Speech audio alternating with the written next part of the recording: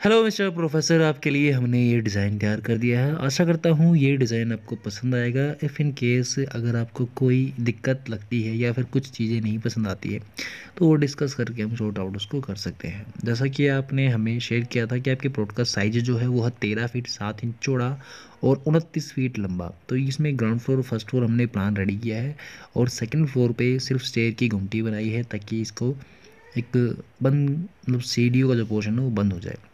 अभी अगर इसको ही फ्लोर को ऊपर तक ले जाना चाहते हैं तो वो आप ले जा सकते हैं। इसका 3D मॉडल हमने रेडी कर दिया है। ये फ्रंट एलिवेशन है इसका, जो कि कुछ इस तरीके के दिखाई देता है। कलर एक्सटीरियर डिज़ाइन आप किसी भी तरीके से आप चेंज कर सकते हो। वो आपकी रिक्वायरमेंट के ऊपर डिपेंड करता है कि आप इसको किस तरीके से अपडेट करना चाहते हैं।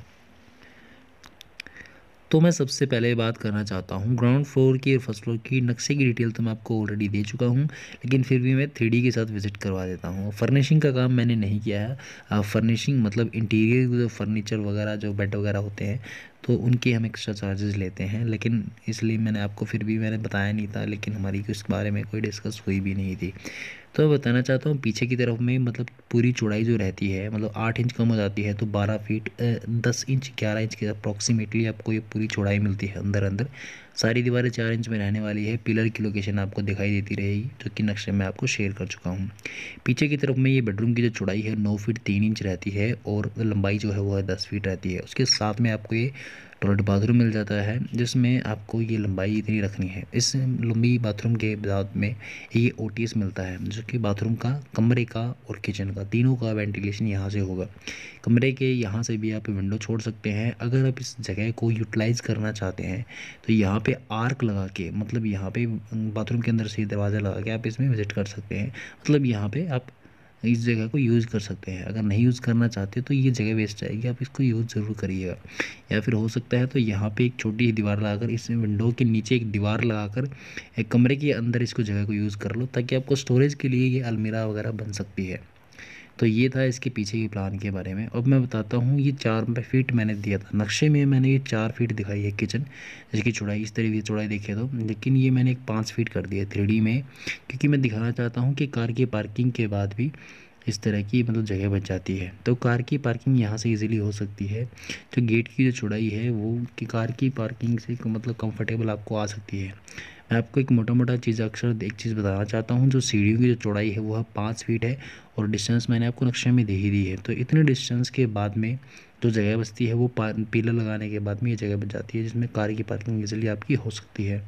और मैं एक चीज़ दिखाना चाहता हूँ कि कितनी जगह में सीढ़ियाँ हैं। नीचे आप ग्राउंड देख रहे होंगे, ग्रास वगैरह दिख रही होगी, तो इतनी जगह में सीढ़ियों की चौड़ाई आती है। जो जगह बचती है वो आपको कार की पार्किंग के लिए दिखाई दे ही रही होगी। तो ऑलमोस्ट आपकी कार की पार्किंग ईजिली इस जगह में हो सकती है। अब बढ़ते हैं इसके फर्स्ट फ्लोर के ऊपर। ग्राउंड फ्लोर को मैंने प्रॉपर आपको समझा दिया है। फर्स्ट फ्लोर का पीछे का portion same as it is वही रहने वाला है जो कि ग्राउंड फ्लोर में था। बस मैंने आपको ये बताना भूल मैंने मतलब आपने शेयर नहीं किया था इस चीज़ को।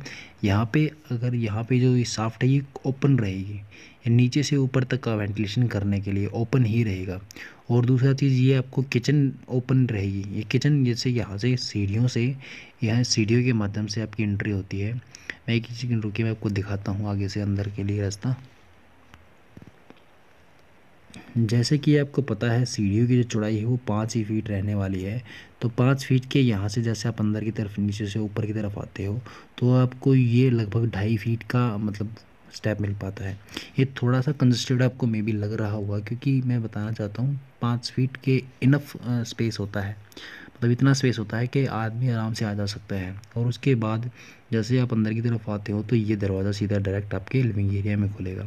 और यहाँ पे इतना स्पेस मिलता है कि आपकी स्टेप स्टार्ट होने के ऊपर जाने का रास्ता आपको मिल जाता है। यहाँ से दरवाजे से आप अंदर की तरफ आते हो तो ये आपको इधर मतलब किचन मिल जाती है जो कि ओपन रहने वाली है।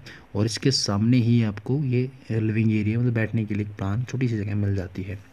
अब ये जो जगह है 7.5 feet 7 feet 7 inch by 7 feet 7 inch है। ये इसका किचन की जगह छोड़ दे दो, जैसे कि कलर का पार्टीशन आपको दिख ही रहा होगा। उसके बाद ये आपको एक छोटा सा बेडरूम मिल जाता है जिसमें अटैच टॉयलेट बाथरूम है जो कि छज्जे के ऊपर बनाया गया है। ये टॉयलेट बाथरूम का जो साइज़ काफ़ी छोटा रहने वाला है, मतलब कंफर्टेबल तरीके से तो यूज़ नहीं हो सकता, लेकिन फिर भी इसको आप अच्छे से यूज़ कर सकते हैं।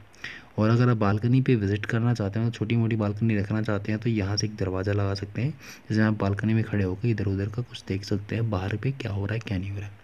अगर आप फिर भी चाहते हैं कि बाथरूम बड़ा करना चाहते हैं, तो इस दीवार को आप आगे तक एक्सटेंड करके ये पूरा ही बड़ा बाथरूम बना सकते हैं, लेकिन आपकी बालकनी कट हो जाती है, क्योंकि बालकनी आपको वैसे भी ज़्यादा फ़ायदेमंद है नहीं, इतनी छोटी बालकनी का ज़्यादा कुछ काम नहीं होता, लेकिन फिर भी आप रखना चाहते हैं शौक के लिए तो रख सकते हैं।